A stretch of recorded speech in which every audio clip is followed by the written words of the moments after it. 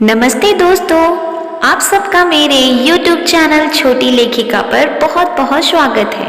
हमारा आज का टॉपिक बहुत ही खास है कि रावण की मृत्यु के बाद सुपर्णखा सीता जी से क्यों मिलने आई थी। बहुत से लोग इसके बारे में जानते ही नहीं हैं, तो चलिए जानते हैं कि आखिर क्यों रावण की मृत्यु के बाद सुपर्णखा सीता जी से मिलने आई थी।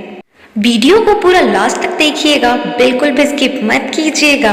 और अगर मेरे चैनल पर पहली बार आए हैं तो चैनल को सब्सक्राइब कर लीजिए, बेल आइकन प्रेस करके ऑल पर सेट कर दीजिए। चलिए चलते हैं अपने टॉपिक पर। आप सब जानते ही हो कि रावण का अहंकार, उसका लालच ही उसके अंत के लिए जिम्मेदार था। लेकिन अगर उसकी बहन सुपर्णखा को भी असुर सम्राट का विनाश का कारण कहा जाए तो शायद इसमें कोई बात नकारने वाली नहीं होगी। सुपर्णखा ही राम रावण युद्ध का मुख्य कारण थी। रावण के अंत के बाद सुपर्णखा मां सीता से क्यों मिलने आई थी, इसकी जानकारी बहुत कम लोगों के पास है। राम रावण युद्ध से संबंधित घटनाओं से जुड़ी बहुत सी कहानियां हमने कई बार पढ़ी है, सुनी है और जाहिर तौर पर आगे भी सुनते रहेंगे। लेकिन यह कहानी ऐसी है जिसे शायद ही कोई जानता होगा।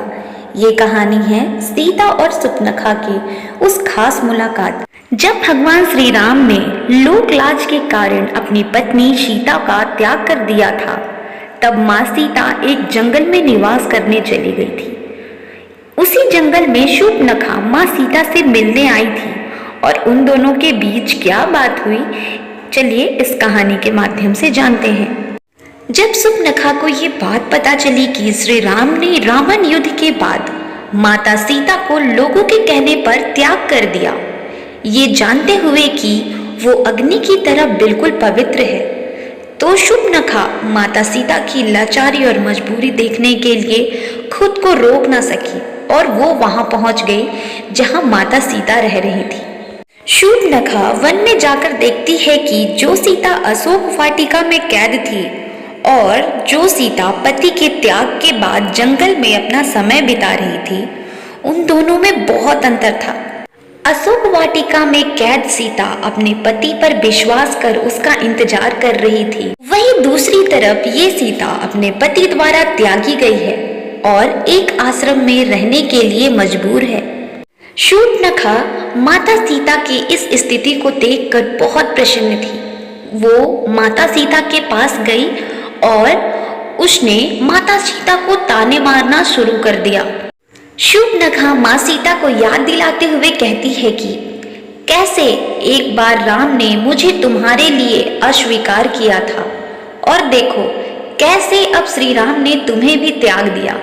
सुपर्णखा ने सीता माँ को यह भी याद दिलाना शुरू किया कि कैसे उसके पति भगवान श्री राम ने तुम्हारी पवित्रता को जानते हुए भी लोगों की बात में आकर तुम्हारा असम्मान किया है। और सुपर्णखा ने यह भी कहा कि सीता, तुम्हारी इस स्थिति को देखकर मुझे बहुत खुशी और संतुष्टि मिल रही है। सीता माँ अत्यधिक धैर्य से सुपर्णखा की हर एक बात को सुनते हुए धीमे धीमे मुस्कुरा रही थी। उन्होंने सुपर्णखा से कहा कि उसकी बातें कुछ वैसी ही मीठी है जैसे मंदोदरी के बगीचे में बेर थे। माँ सीता ने सुपर्णखा से बड़े आदर से कहा, तुम खड़ी क्यों हो, आओ बैठो, तुम इतनी दूर से मुझसे मिलने आई हो। सीता के चेहरे पर मुस्कुराहट देखकर सुपर्णखा आग बबूला हो गई। उसने सोचा था सीता माँ रोएगी, दर्द महसूस करेगी, लेकिन जो हो रहा था वो सुपर्णखा की कल्पना से परे था। तभी सीता ने सुपर्णखा से कहा, मैंने अपनी नियति को स्वीकार कर लिया था, अब मुझे किसी प्रकार का दर्द महसूस नहीं होता है। सीता माँ ने सुपर्णखा से ये भी बोला कि मैं ये कैसे सोच सकती हूँ या ऐसी उम्मीद कैसे लगा सकती हूँ कि मैं जिससे और जितना प्रेम करती हूँ वो भी मुझसे उतना ही प्रेम करे। माँ सीता ने सुपर्णखा को समझाते हुए कहा कि हमें अपने भीतर ऐसी शक्ति जागृत करनी चाहिए जो हमें उन लोगों से प्रेम करना सिखाए जो हमसे प्रेम नहीं करते। दूसरे को भोजन देकर अपनी भूख मिटाना ही वास्तविक मनुष्यता है और उसके प्रति प्रेम भी।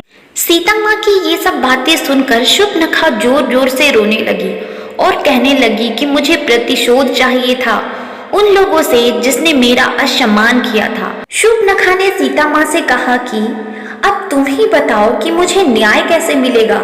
जिन्होंने मेरे सम्मान के साथ खिलवाड़ किया उन्हें दंड कब मिलेगा।